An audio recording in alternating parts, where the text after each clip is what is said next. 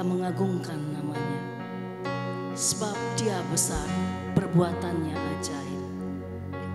Haleluya.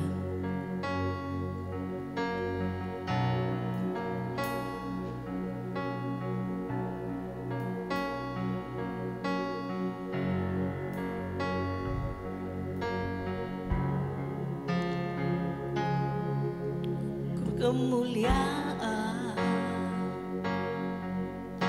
dan hormat, ku angkat suara pujian, ku agungkan namanya, ku beri kemuliaan dan hormat, ku angkat suara pujian, ku agungkan namamu, sebab Kau besar, perbuatanmu ajaib, tiada seperti Engkau, tiada seperti Engkau, sebab Kau besar, perbuatanmu ajaib, tiada seperti Engkau, tiada seperti Engkau.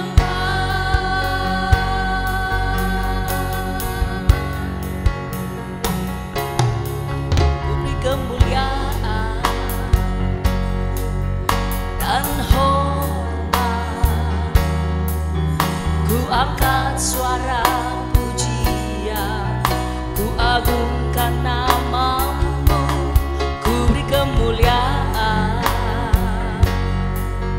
dan hormat, ku angkat suara pujian, ku agungkan namamu, sebab Kau besar, perbuatanmu ajaib, tiada seperti Engkau,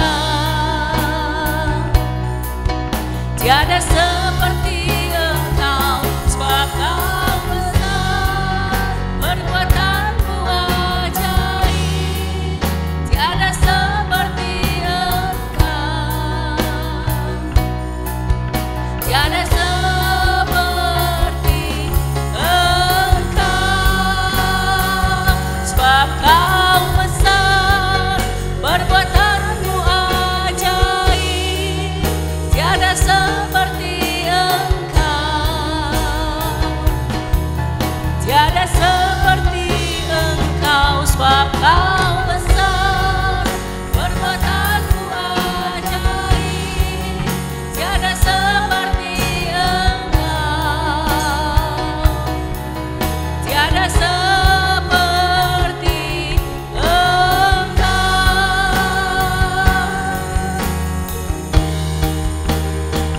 sebab Kau besar, perbuatanmu ajaib, tiada seperti Engkau,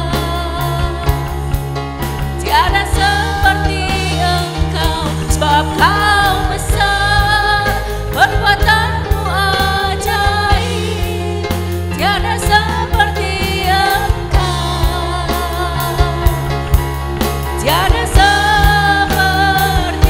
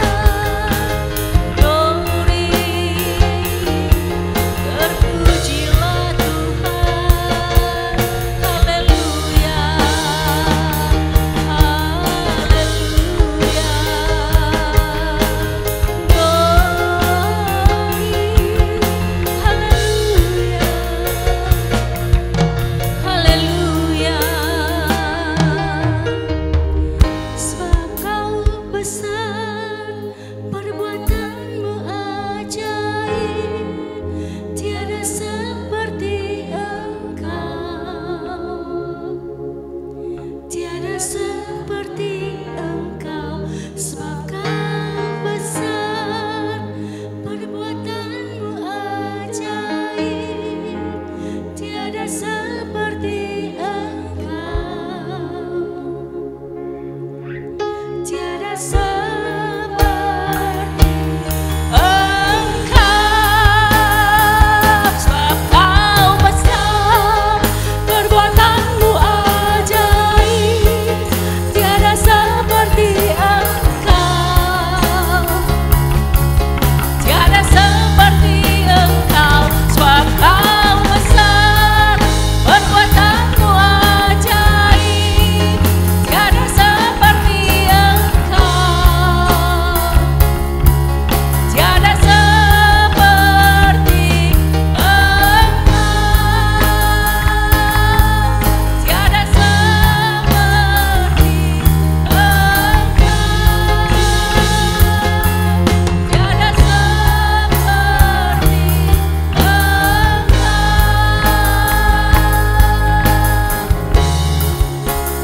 Terima kasih Tuhan, pada pagi hari ini kami mau memuliakan Engkau, memuji Engkau di dalam nama Yesus. Haleluya, amin. Puji Tuhan, mari kita berdiri, mari kita sambut Sang Raja, mari kita puji namanya, amin.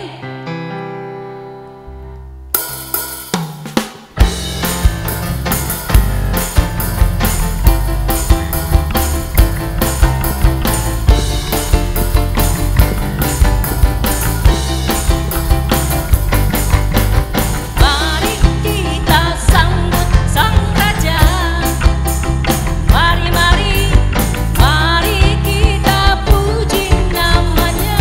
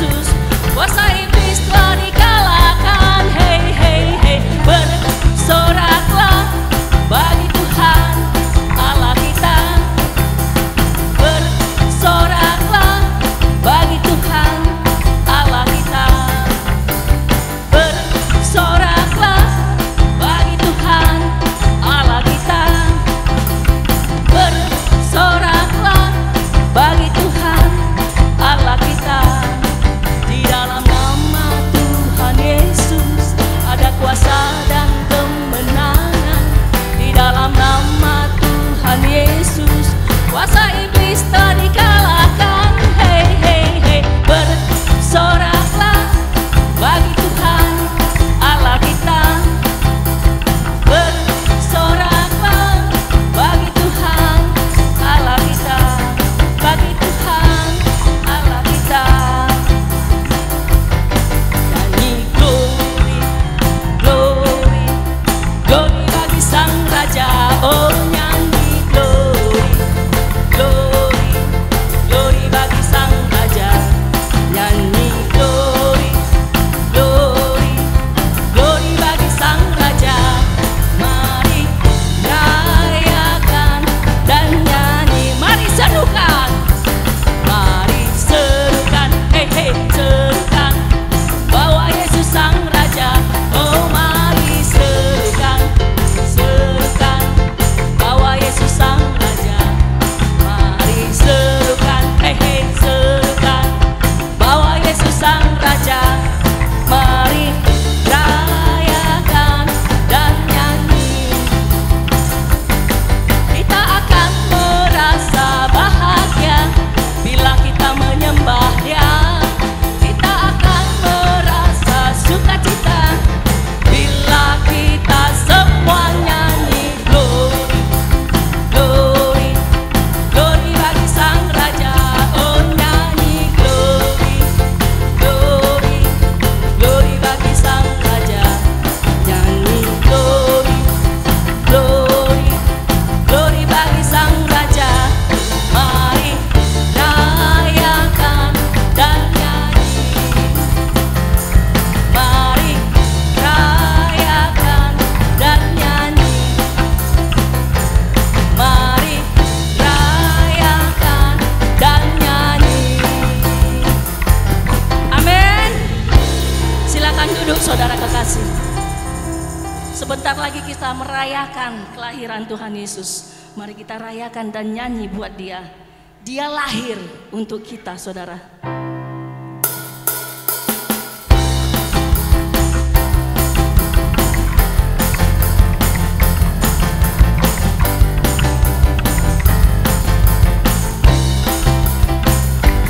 Dia lahir untuk kami, Dia mati untuk kami, Dia bangkit bagi kami semua.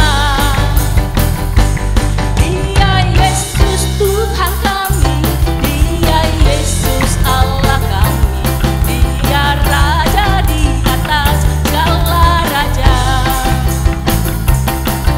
Yaitu firman Allah yang turun ke bumi, yang jadi sama dengan manusia.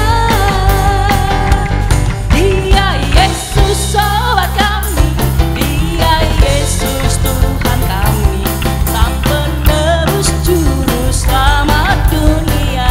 Dia lahir untuk kita, Dia lahir untuk kami, Dia mati untuk kami, Dia bangkit bagi kami semua. Dia Yesus Tuhan kami, Dia Yesus Allah kami, Dia Raja di atas segala raja. Yaitu firman Allah yang turun ke bumi, yang jadi sama dengan manusia.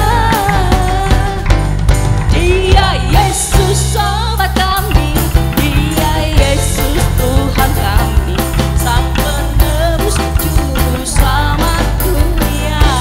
Sang penebus, Sang penebus juru selamat dunia, Sang penebus juru selamat dunia. Amin. Yesuslah Sang juru selamat kita. Ada amin? Dia jalan kebenaran, Dia jalan kehidupan. Asal kita percaya, kita masuk dalam kerajaannya. Amin.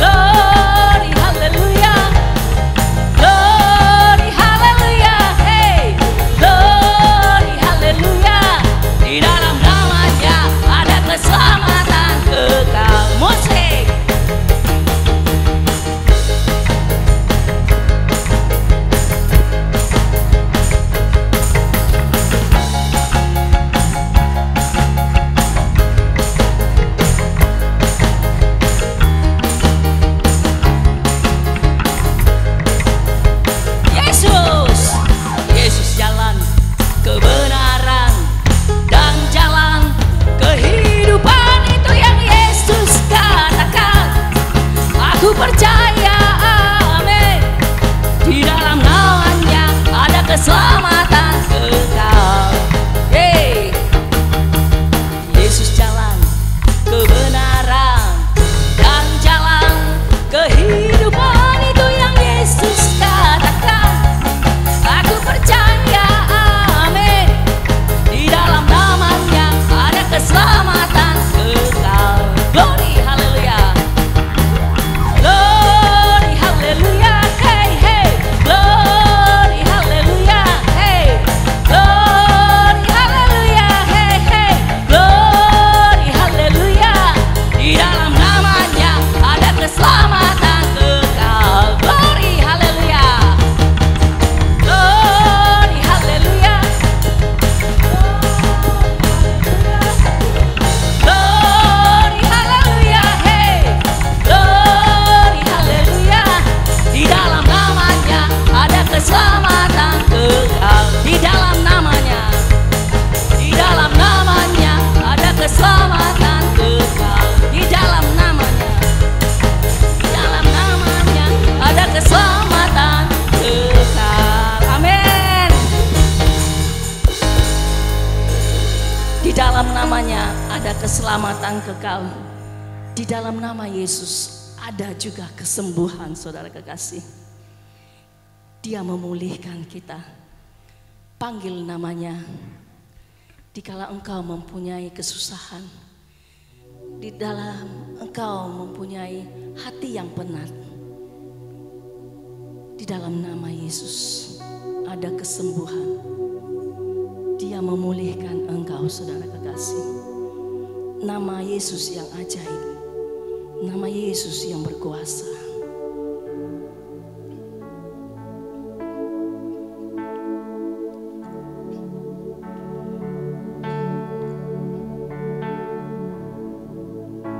Katakan, dalam nama Yesus ada kesembuhan. Dalam nama Yesus ada keselamatan. Yang buta melihat, yang lumpuh berjalan. Di dalam nama Yesus ada mujizat. Katakan sekali lagi. Dalam nama Yesus ada kesembuhan. Dalam nama Yesus ada keselamatan. Yang buta melihat, yang lumpuh berjalan. Di dalam nama Yesus ada mujizat. Nama Yesus, nama Yesus, nama Yesus yang sembuhkanku. Nama Yesus, nama Yesus, nama Yesus yang pulihkanku.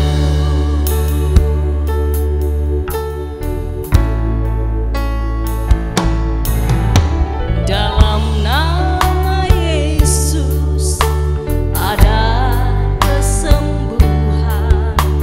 Saudara kekasih, dikala engkau penat, dikala engkau kesusahan, di dalam nama Yesus ada kesembuhan. Kesembuhan di dalam jiwa kita, kesembuhan di dalam tubuh jasmani kita. Sebut namanya. Di dalam nama Yesus ada mujizat. Nama Yesus, nama Yesus, nama Yesus yang pulihkanku. Nama Yesus, nama Yesus.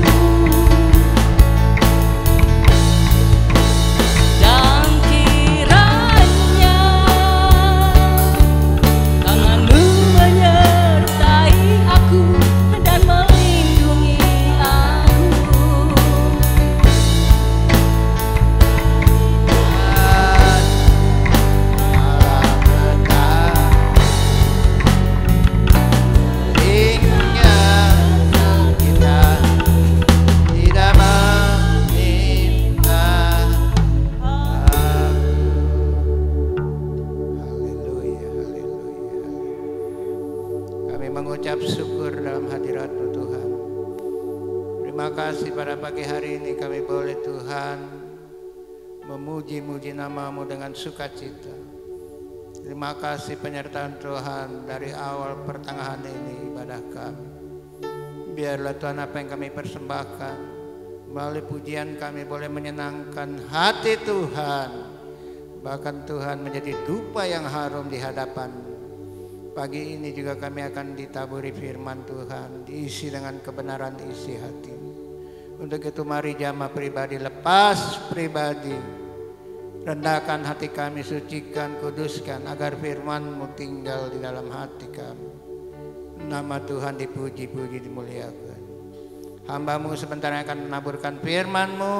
Tuhan tutup bungkus dengan kuasa darah-Mu sehingga firman Tuhan boleh rema di dalam hati kami. Terima kasih Tuhan, kuasa gelap roh jahat akan mengganggu dalam khotbah hamba-Mu. Kami usir, kami tengking dalam nama Yesus. Keluar dari ruangan ini, keluar dari hati dan pikiran kami. Hanya nama Tuhan ditinggikan. Kami akan sambut firman Tuhan. Kami duduk diam di dalam nama Tuhan Yesus. Kami berdoa dan mengucap syukur pagi ini. Haleluya. Amin. Puji Tuhan. Puji Tuhan, kita beri tepuk tangan yang meriah bagi Tuhan dulu dong. Haleluya. Saudara bersuka cita pagi hari ini, coba tengok kanan kiri, berikan jabat tangan, salam corona, katakan Tuhan Yesus baik. Puji Tuhan. Siapa yang alami kebaikan Tuhan hari ini? Puji Tuhan. Tanpa terasa saudara, kita sudah ada di penghujung bulan November. Minggu depan kita sudah ada di bulan Desember. Dan kemurahan Tuhan kita boleh ada hari ini. Dan kita juga bersyukur dan percaya bahwa kita akan lewati tahun ini bersama dengan Tuhan. Katakan amin saudara. Nah, saya bersuka cita hari ini karena hari ini Tuhan sudah pulihkan keadaan orang tua kita, Bapak Suyapto, karena beberapa minggu harus beristirahat karena tadi sudah disampaikan mengalami kecelakaan saudara. Ya, memang dalam hidup ini nggak selamanya seperti apa yang kita inginkan. Tetapi percayalah bahwa Allah turut bekerja dalam segala hal untuk mendatangkan kebaikan. Katakan amin saudara.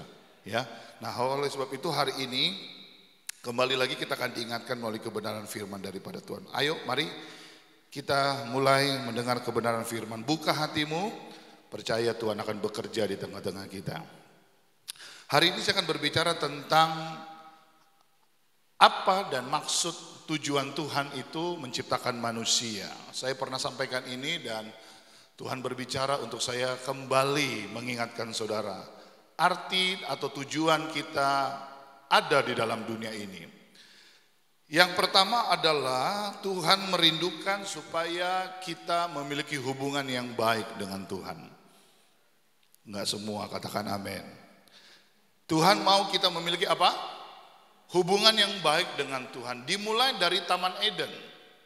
Ketika Tuhan menciptakan Adam dan Hawa, tujuannya sederhana dan sangat simpel.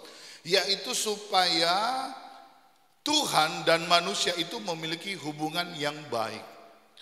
Tetapi kita tahu dalam Kejadian pasal yang ketiga, ini hanya mereview saja, ayat 8-11 ketika Adam dan Hawa memakan buah pengetahuan baik dan jahat, buah yang dilarang. Perintah yang hanya satu-satunya itu pun dilarang.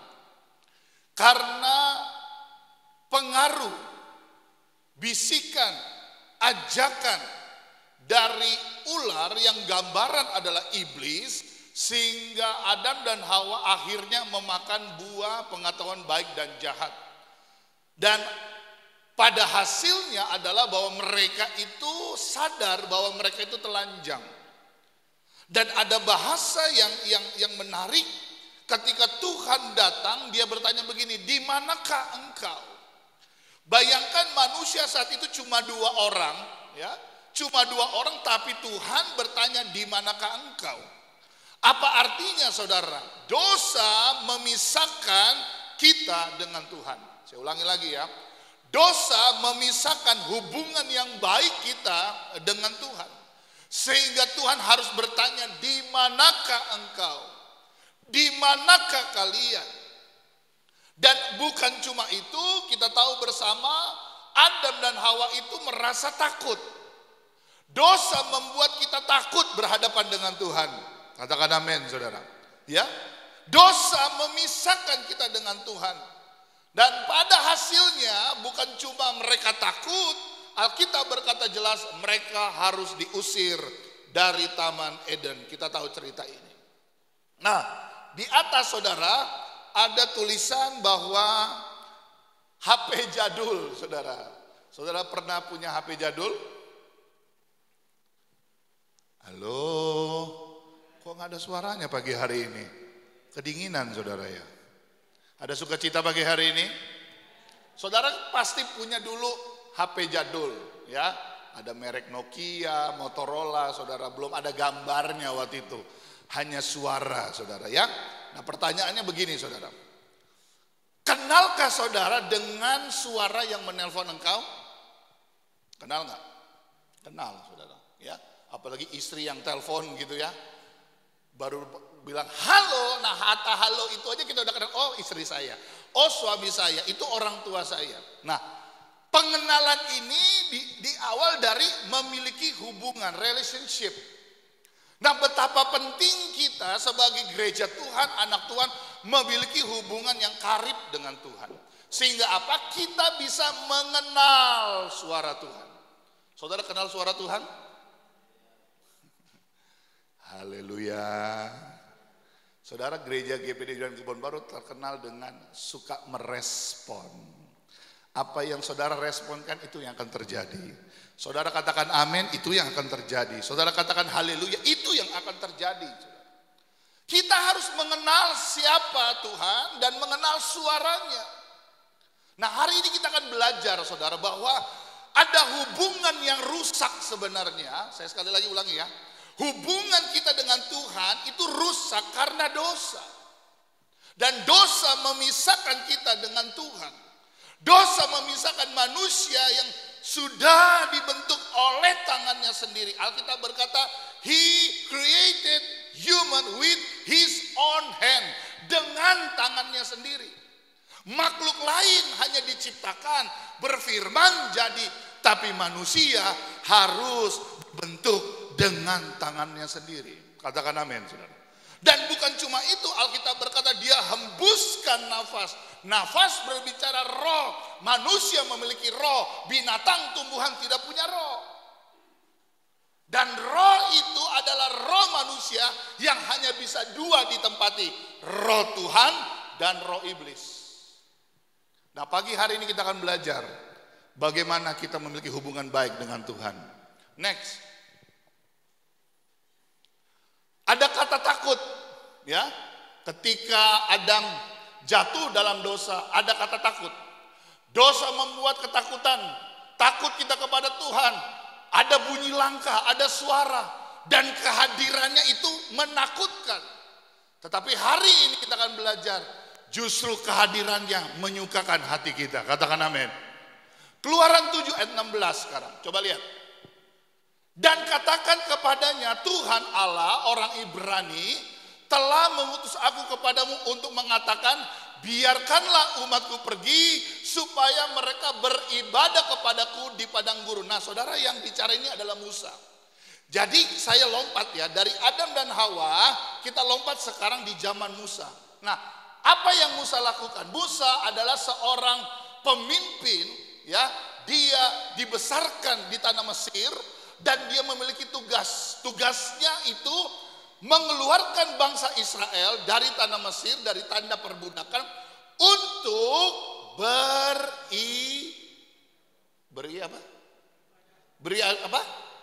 beribadah. Jadi dengar saudara ya, ketika di Taman Eden hubungan itu rusak, hubungan itu hancur, mereka harus keluar dari Taman Eden, diusir karena berdosa, tetapi kerinduan Tuhan itu tetap, yaitu apa? Memiliki hubungan. Lalu masuk ke zaman bangsa Israel keluar dari tanah Mesir dengan satu tujuan juga, yaitu beribadah. Pertanyaannya, apa yang dimaksud dengan ibadah? Ibadah yang dimaksud adalah supaya Tuhan memiliki hubungan yang baik dengan manusia. Itu hilang karena dosa, tetapi dikembalikan dengan tujuan. Maksud saya percaya saudara, tanah perjanjian itu bukan cuma sekedar tanah yang berlimpah madu dan susunya, enggak. Tetapi tujuannya adalah supaya bangsa Israel, umat pilihan Allah, memiliki hubungan baik dengan Allahnya. Makanya prosesnya 40 tahun di tanah. Di padang gurun 40 tahun mereka dididik mengenal siapa Allahnya. Saya mau katakan kepada saudara pagi hari ini, engkau datang bukan mau ketemu saya. Engkau datang motivasinya bukan ketika saya sakit disembuhkan, lemah dikuatkan, saya mau diberkati. Tapi terlebih dari itu semua, saya ingin bertemu dengan Tuhan. Ketika orang datang ke gereja hanya lihat siapa yang khotbah, siapa yang memimpin puji-pujian, siapa yang melakukan ini, itu, Anda akan kecewa. Tapi ketika motivasimu datang untuk bertemu dengan Tuhan, Tuhan tidak pernah kecewakan kita. Dia selalu memenuhi keperluan kebutuhan kita. Katakan amin, saudara. Bagi saya sebagai gembala, yang penting kehadiran Tuhan. Halo? Ya. Yang penting Tuhan hadir. Karena ketika Tuhan hadir, sesuatu pasti akan terjadi. Kehadirannya itu akan membawa damai. Kehadirannya membawa sukacita. Dan pastikan gereja ini selalu menghadirkan Tuhan dalam ibadah. Makanya kalau beribadah jangan main-main, saudara. Yang pertama, jangan telat datangnya. Oh, nggak ada amin juga, saudara. Ibadah kita jam 8. Sebelum jam 8 kalau bisa sudah berlutut, saudara. Kita di kantor takut terlambat. Kita di sekolah takut terlambat, tapi ibadah nggak takut. Karena Tuhan nggak pernah kasih SP, tapi Tuhan kasih neraka. Saudara. Lebih berat mana, SP apa neraka, saudara? Hah? Aduh, hari ini tegang banget ya. Yang udah lama kalau gembala nggak khotbah ya begini, saudara. Ada haleluya. Ya, saudara percayalah saudara, saya akan terus membawa saudara kepada suatu titik di mana saudara akan menjadi sempurna sama seperti Yesus. Memang gereja kita ini bukan gereja populer. Dan saya juga nggak ambisi untuk jadi populer, saudara. Ya, saya bukan pendeta yang ada di televisi, saya tidak punya podcast, saya tidak punya channel-channel yang ya banyak orang kunjungi. Karena bagi saya itu nggak penting. Yang penting Tuhan kenal saya. Saya nggak dikenal manusia, saya nggak pusing, saudara. Walaupun itu sedang dikejar begitu banyak orang untuk jadi terkenal. Apa sih tujuan sosial media? Halo? Facebook, Twitter, Instagram, you name it, tujuannya cuma satu, supaya orang kenal saudara, kan begitu, saudara? Anda check in di sini, Anda check out di sana, Anda buat ini, Anda beli ini, Anda makan ini, supaya orang kenal. Bukan begitu, saudara? Tetapi kalau baca-baca firman Tuhan, Matius 7 ayat 21, 22, 23. Enyahlah daripadaku, aku tidak kenal kamu. Kira-kira yang mana yang lebih enak? Dikenal manusia, tidak dikenal Tuhan, atau enggak dikenal manusia, dikenal Tuhan?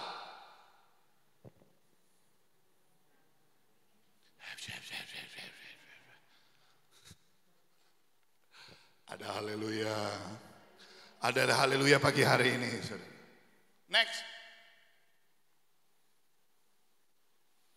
Lompat lagi sekarang dalam perjanjian baru. Coba buka Galatia pasal 4 ayat 6 sampai 7.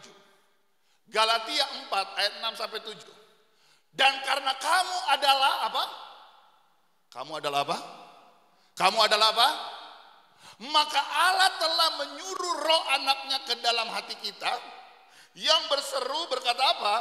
Ya Aba, ya Bapa. Jadi kamu bukan lagi hamba, melainkan anak. Jikalau kamu anak, maka kamu juga adalah ahli waris oleh Allah. Kamu bisa menyebut Allahmu Aba, ya Bapa. Saudara, agama di mana di dunia yang panggil Allahnya itu Bapa? Cuma hanya ada di dalam Yesus Kristus. Artinya apa? Dia mau memiliki hubungan yang lebih dekat lagi. Halo? Ya, saudara. Dia mau ada relationship. Dia mau ada hubungan yang dekat, saudara. Makanya bangun pagi jangan cari kopi, jangan cari koran, jangan cari pegang HP, cari Tuhan. Tutup matamu, lipat lututmu, berkata terima kasih Tuhan buat hari ini. Saya katakan kepada saudara, yang membangunkan saudara tiap pagi bukan alarm, tapi Tuhan yang bangunkan saudara. Katakan amin, saudara. Yang bangunkan saudara tiap pagi bukan alarm saudara, tapi Tuhan. Artinya begini, kalau kita masih bisa bangun pagi, karena Tuhan mau kita lewati hari itu bersama dengan Dia. Saudara, ada banyak orang ketika malam tidur, pagi nggak bangun lagi, saudara.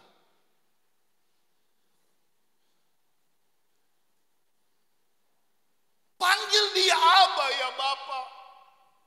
Karena Dia mau menjadikan kita anak. Kita adalah anak-anak Tuhan. Kita tidak lagi disebut hamba, tapi kita adalah anak. Dan hak sebagai anak adalah memiliki warisannya Bapa.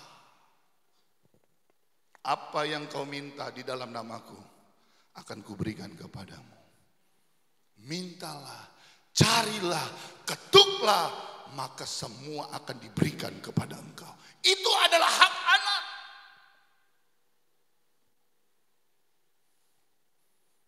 Ada seorang anak bungsu. Dia datang ke bapaknya, lalu dia minta hak. Papa, berikan hak saya mana? Karena bapaknya itu baik, saudara. Dia kasih hak anak itu. Bukan cuma dikasih, ketika dikasih, dia pergi tinggalkan bapaknya. Kita tahu cerita ini. Dia foya-foyakan semua, dia jual, dia lakukan, dia menyenangkan dirinya sampai hartanya habis. Apa yang terjadi? Dia jatuh miskin, bukan cuma miskin. Dia masuk pada posisi terendah dalam hidupnya. Dengar baik saudara. Dia mau makan makanan babi. Ketika dia mau makan makanan babi, Alkitab berkata dia teringat. Budak di rumahku, hamba di rumahku saja, nggak ada yang makan makanan babi. Tapi kenapa aku sekarang saking laparnya mau makan makanan babi? Alkitab jelas berkata, dia bangkit, lalu dia kembali ke rumah bapaknya. Saudara tahu apa yang bapaknya lakukan? Rupanya bapaknya tiap hari menunggu anak itu kembali. Saya tidak tahu posisimu pada pagi hari ini ada di mana. Mungkin engkau ada dalam posisi yang terendah. Engkau berkata, Tuhan sudah tidak ada harapan lagi. Hidupku sudah hancur. Ini adalah bagian terakhir dari hidup. Aku gak tahu mau ngapain lagi. Aku gak tahu mau pergi kemana lagi. Aku gak tahu mau mengadu kepada siapa lagi. Tapi saya ada berita bagus pagi hari ini. Yesus berkata, marilah kepadaku hai kamu yang letih, lesu, berbeban berat. Aku akan berikan kelegaan kepadamu. Ingat yang kau datangi di tempat ini bukan pendeta, tapi Tuhan yang hadir. Walaupun gak kita lihat dengan kasat mata, tapi mata iman kita berkata Tuhan ada di tengah-tengah kita. Dan kalau Tuhan hadir, Dia akan siap memeluk saudara. Anak yang terhilang, menghabiskan harta, berfoya-foya, meninggalkan bapaknya. Tapi ketika dia kembali, hak anak itu tetap ada buat dia. Sejauh apapun engkau jatuh, Tuhan siap sedia untuk memulihkan kehidupanmu. Dia tidak melihat apa yang ada padamu, tapi dia melihat hatimu yang sungguh datang kepada Tuhan. Hari ini Tuhan ada di tengah-tengah kita, saudara. Tuhan ada bersama dengan kita. Dan Dia mau memberkati kita. Katakan amin, saudara. Hak anak itu ada bagi kita. Next. Saya masuk pada bagian yang kedua. Judulnya Ordinary People with an Ordinary God. Orang biasa dengan Tuhan yang tidak biasa. Siapa di sini merasa saya orang biasa? Angkat tangan. Oh enggak Pak, saya kebetulan Superman Pak. Saya Batman Pak. Saya Wonder Woman. Kita semua orang biasa. Ya, orang biasa saudara. Lalu pertanyaannya, apakah orang biasa lalu hanya bisa mengerjakan yang biasa? Halo? Tahukah saudara, hubungan kita dengan Tuhan menjadikan kita orang-orang biasa yang melakukan hal-hal yang luar biasa. Sebelum corona, saya diundang di Papua, di kota Jayapura. Waktu itu baru selesai kerusuhan di Jayapura, masih panas-panasnya. Saya berangkat pesawat tidak terlalu banyak. Waktu saya tiba di airport, hampir 60% itu tentara dan polisi. Memang situasi itu mencekam. Saat itu mencekam. Saya dapat lihat ketika kami diantar ke hotel, mobil polisi, berapa kilometer, mobil tentara. Benar-benar suasana mencekam waktu itu. Karena hal kecil, akhirnya terjadi kerusuhan. Lalu saya dibawa untuk makan. Sebelum sampai restoran, panitia ajak muter sedikit. Lalu ngomong begini, Pak Pendeta lihat ruko, rumah-rumah yang terbakar. Saudara bayangkan itu kejadian 2 hari lalu, tapi asapnya masih ada. Saya bilang darah Yesus berkuasa. Nah, saya diundang untuk memimpin KKR. Baru selesai kerusuhan. Nggak tanggung-tanggung bikin acaranya di lapangan. Saya lihat spanduk sudah ada. Saya dengar di radio iklan sudah ada. Bahkan kalau di tanah Kristen itu masih bisa pakai corong. Selamat siang, hadirilah. Sampai begitu. Pengumuman pendeta dari Jakarta, pendeta Herman Rantung akan melayani kita dalam ibadah KKR. Saya udah duk. Ini jangan sampai ada panah nyasar, saudara. Dan benar. Malam pertama saya yang layani. Waktu ibadah mulai, saya lihat banyak bangku kosong. Saya jujur saudara, sudah terlatih. Ini gembala saudara sudah terlatih. Bagi saya menghadapi 1 orang, 1000 orang bagi saya sama aja.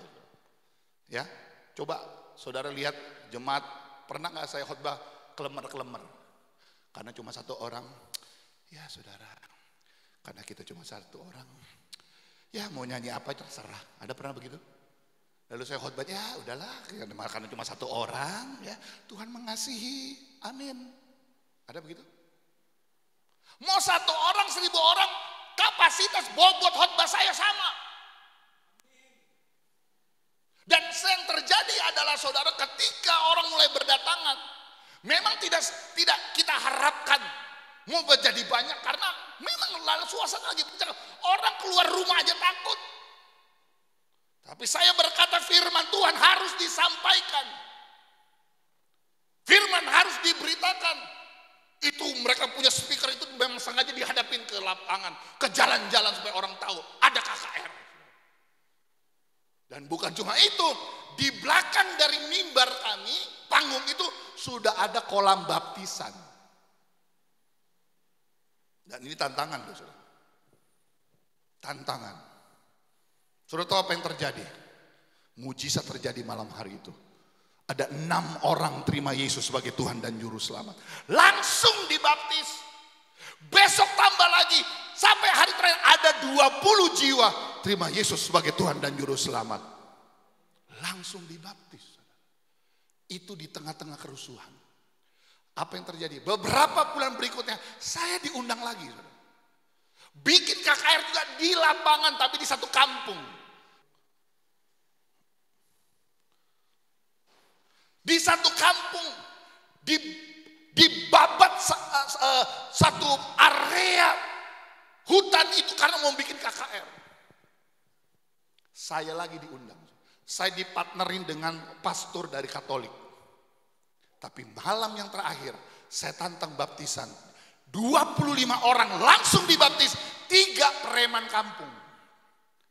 Panitianya berkata, Pak, udah mereka ini yang melarang saya, melarang kami bikin ibadah, tapi mereka dibaptis. Gak ada tepuk tangan buat Tuhan ya. Haleluya. Kita orang biasa, tapi melakukan hal-hal yang luar biasa. Kenapa? Bukan saudara, tapi Tuhan yang ada di pihak kita. Tuhan yang ada bersama dengan kita. Ayatnya kita baca sama-sama. Elia adalah... Saudara baca gak sih? Baca lebih keras lagi. 2, 3. Elia adalah manusia sama seperti. Stop dulu saudara situ. Elia. Loh, Elia kan nabi. Elia kan hamba Tuhan. Elia manusia biasa sama. Kalau Elia orang Indonesia makan nasi. Halo? Saya ingatkan dulu ya, siapa itu Elia? Dialah nabi yang menurunkan api dari langit. Ketika nabi-nabi Baal berkumpul, mereka menoreh-noreh pakaian mereka, menoreh badan mereka, supaya meminta dewanya turunkan api, api tidak turun. Tapi Elia, dia bukan cuma siram minyak, dia siram air. Bayangkan saudara, mezbah korban itu disiram air, bukan disiram minyak. Air dan api turun dari langit. Mujizat terjadi. Tapi Tuhan mencatat, bahkan Elia pun manusia biasa. Tante Naomi hanya seorang ibu janda biasa. Eva Yakub hanya ibu rumah tangga biasa.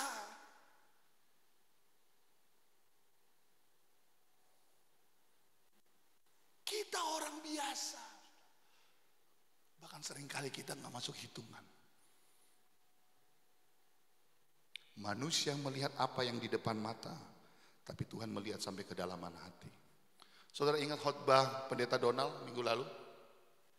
Ya, pahlawan-pahlawan Daud, orang-orang militan itu orang-orang bermasalah semua, saudara.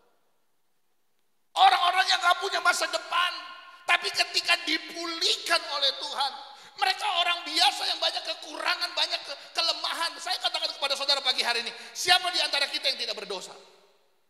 Halo? Saudara berdosa? Saudara berdosa? Bahkan pagi hari ini baru buat dosa, betul nggak? Kita banyak kekurangan, kita banyak kelemahan. Tetapi justru kita akan dipakai Tuhan ketika kita datang kepada Tuhan. Siapa saya di hadapan saudara? Saya juga banyak kekurangan, saya juga manusia.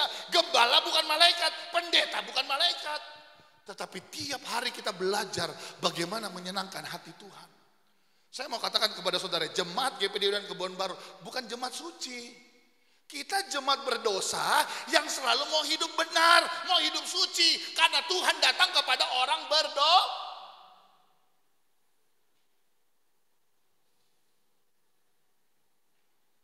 Dan ia, perhatikan kuncinya di sini, bersungguh-sungguh berdoa supaya hujan jangan turun, dan hujan pun apa? Tidak turun di bumi selama berapa lama? 3 tahun dan 6 bulan. Bayangkan, Elia manusia biasa tetapi bisa lakukan mujizat. Tapi ada kuncinya. Kuncinya adalah berdoa sungguh-sungguh. Siapa di sini sedang mengalami masalah? Siapa di sini sedang mengalami tantangan, problema hidup? Kita hanya manusia biasa. Tapi ketika kita datang dengan sungguh-sungguh, mujizat pasti terjadi. Contoh yang berikut. Next. 1 Samuel 17 ayat 34. Tetapi Daud berkata kepada Saul, hambamu ini biasa apa? Mengembalakan kambing domba ayahnya. Apabila datang singa dan beruang yang menerkam seekor domba dari kawanannya. Ayat 37. Pula kata Daud, Tuhan yang telah melepaskan aku dari cakar singa dan dari cakar beruang, dia juga akan melepaskan aku dari tangan orang Filistin itu. Kata Saul kepada Daud, pergilah, Tuhan menyertai engkau. 45. Tetapi Daud berkata kepada orang Filistin itu, engkau mendatangi aku dengan pedang dan tombak dan lembing, tetapi aku mendatangi engkau dengan nama Tuhan semesta alam, Allah segala barisan Israel yang kau tantang itu. Ayat yang pertama tadi, dia sedang berhadapan dengan Raja Saul. Dia berkata begini, pengalaman saya sebagai orang biasa, gembala domba, orang biasa, tapi saya bisa menaklukkan beruang, binatang-binatang buas yang ingin menerkam kawanan dombaku.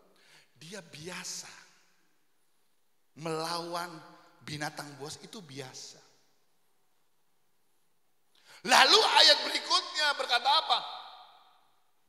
Kalau dia bisa melepaskan aku dari cakar singa, perhatikan ya, orang biasa, anak muda biasa, tetapi dia berkata, kalau kemarin cakar singa beruang bisa kulepaskan, aku percaya hari ini juga orang Filistin itu juga akan kalah. Betul? Kenapa? Kuncinya ayat 45.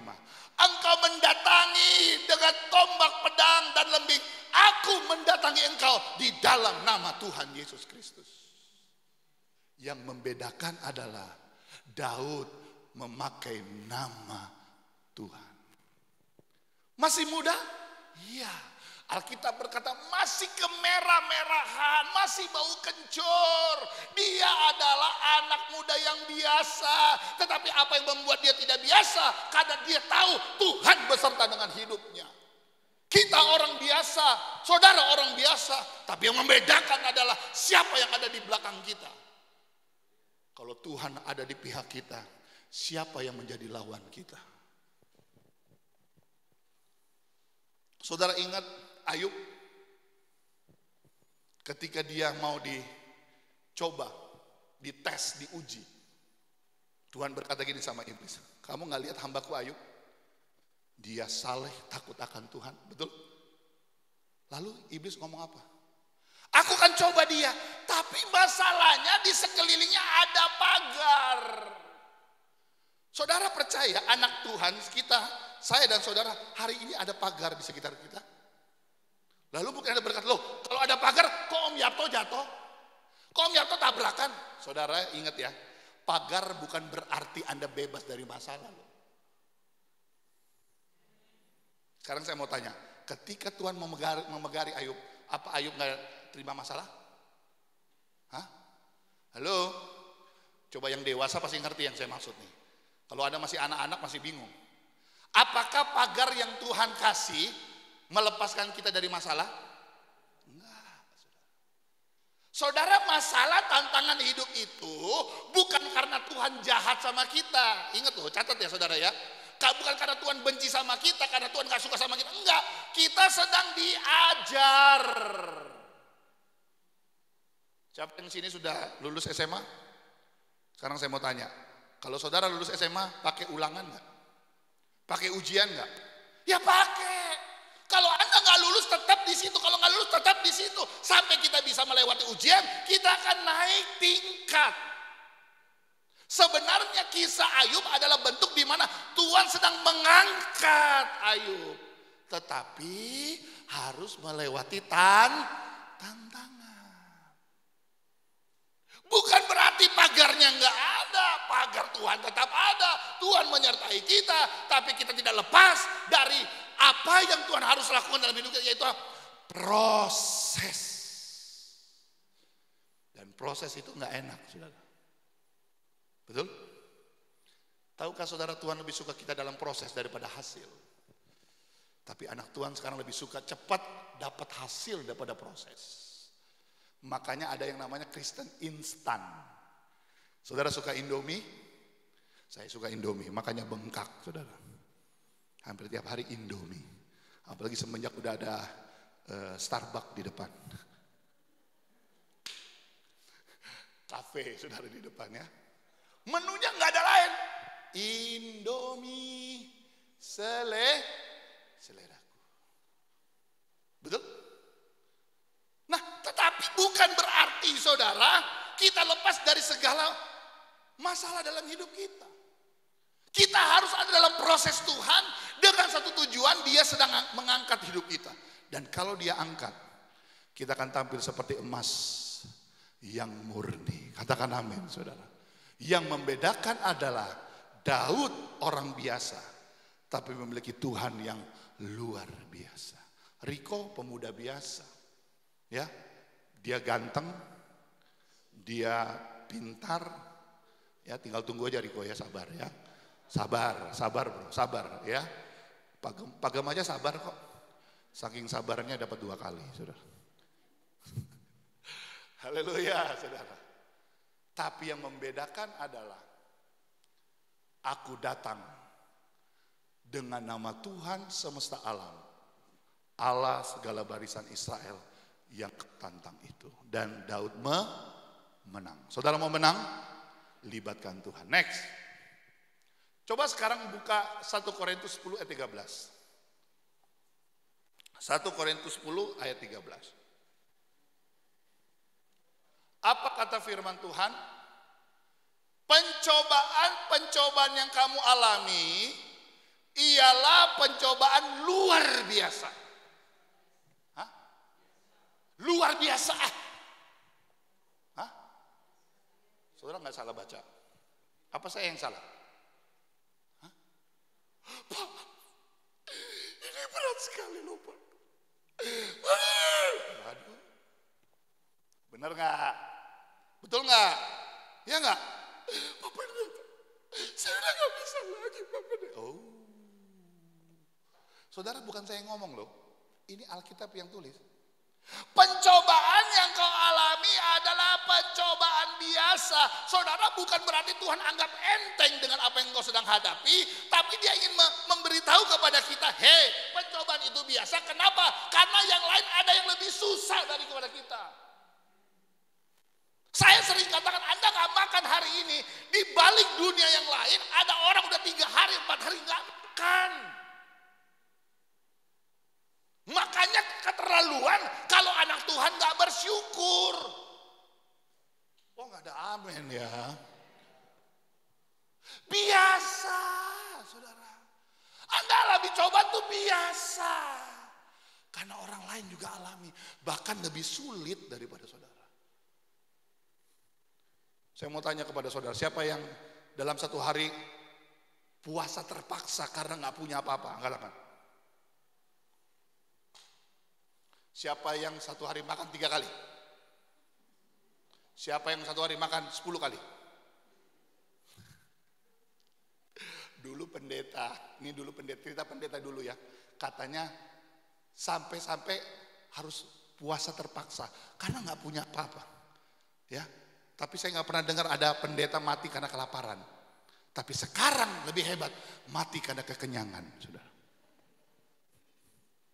Karena pendeta bingung, mau diajak ke bar nggak bisa, mau ajak ke tempat-tempat yang nggak bisa.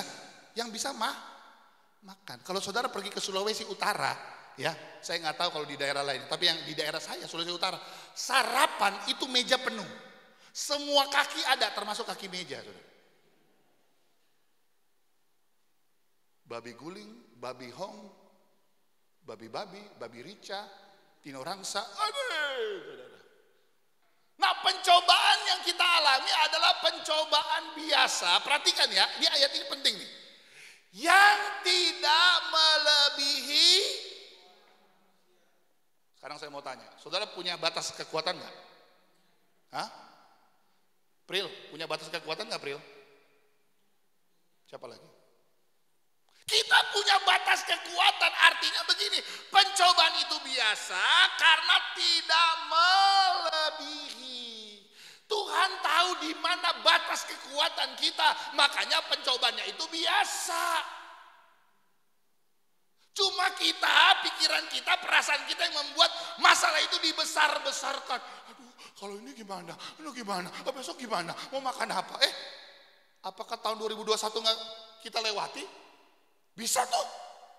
Minggu depan udah Desember. Bisa tuh 2021. Awalnya kan kita pasti begini. Setiap masuk awal tahun kan kita cekak-cekot. Bagaimana tahun ini? Bagaimana corona? Bagaimana? Tapi bisa tuh kita lewati tuh. Asal kita sungguh-sungguh, saudara, datang kepada Tuhan. Next. Sorry, balik dulu. Sorry, balik dulu. Sebab Allah setia, perhatikan ya. Dan karena itu ia tidak akan memberikan kamu dicobai apa? Melampaui apa? Pada waktu kamu dicobai, ia akan memberikan kepadamu apa? Jalan keluar sehingga kamu dapat menanggungnya. Kita alami cobaan yang biasa, tapi bukan cuma itu. Alkitab berkata tidak melampaui kekuatan kita. Bahkan ketika kita dicobai, Dia berikan jalan keluar. Hebat gak Tuhan kita? Komplit, saudara. Cobaan ada, membentuk kita, mengangkat derajat kita, mengangkat level kita, tetapi tidak melebihi kekuatan. Ini yang lebih hebat lagi. Di tengah cobaan, Dia berikan jalan keluar. Saudara cinta Tuhan Yesus. Oleh sebab itu jangan jauh-jauh dari Tuhan, saudara. Jangan jauh-jauh dari Tuhan. Biarlah hari-harimu diisi untuk selalu berhubungan dengan Tuhan. Ini yang terakhir, saudara. Sebelum kita berdoa, next. Daniel 6 ayat 10. Satu kisah lagi. Setelah itu kita akan berdoa. Ayat ke-10. Demi didengar Daniel bahwa surat perintah itu telah dibuat, pergilah ia ke rumahnya. Perhatikan ya. Dalam kamar atasnya ada tingkap-tingkap yang terbuka ke arah Yerusalem. Sama-sama baca sisa ayat ini 2, 3. 3 kali sehari ia berlutut, berdoa serta memuji Allahnya apa? Seperti yang biasa dilakukan. Ordinary people with an ordinary God. Orang biasa, kita orang biasa, tetapi memiliki Allah yang luar biasa. Kita tahu kisah Daniel, suratnya sudah keluar, Daniel akan dilempar ke gua singa. Tapi ketika dia dengar perintah titah itu, dia pergi ke kamar, di atas kamar, seperti biasa, dia berdoa. Dan saudara tahu cerita ini, cerita sekolah minggu. Ketika Daniel dilempar di goa singa, dimakan singa? Dimakan singa? Singa jadi punya gigi ompong. Kenapa? Biasa berdoa. Orang biasa, tapi kalau biasa berdoa, mujizat terjadi, saudara. Saudara, gereja kita sadar pentingnya doa puasa. Kita sudah ada di 2 minggu. Setiap malam kita melipatkan lutut di tempat ini. Jam 7 kita buka puasa, lanjut dengan berdoa. Sayang yang lain gak ikut. Aduh, sayang banget. Saya aja alami mujizat loh, saudara. Nanti hari Selasa saya akan bersaksi. Mujizat apa yang saya terima. Tetapi kita tidak sedang memaksakan kehendak kita. Kita hanya lakukan bagian kita. Daniel lakukan bagiannya apa? Berdoa. Elia lakukan bagiannya berdoa. Daud orang biasa, dia hanya melawan. Sisanya Allah yang berperang ganti dirinya. Orang biasa sama seperti kita. Tetapi yang membuat tidak biasa adalah siapa di pihak kita. Siapa yang ada di dalam diri kita. Saudara, biarlah malam hari ini, pada pagi hari ini saudara, kita buka hati kita. Katakan kepada Tuhan, tinggallah dalam hidupku. Aku orang berdosa, aku banyak kekurangan, aku banyak kelalaian, bahkan aku sering melakukan kebodohan. Tapi ketika Tuhan hadir dalam diri kita, kita yang tidak berarti jadikan berarti. Kita yang biasa menjadi luar biasa bersama dengan Tuhan. Tuhan Yesus memberkati kita. Kita bangkit berdiri bersama-sama.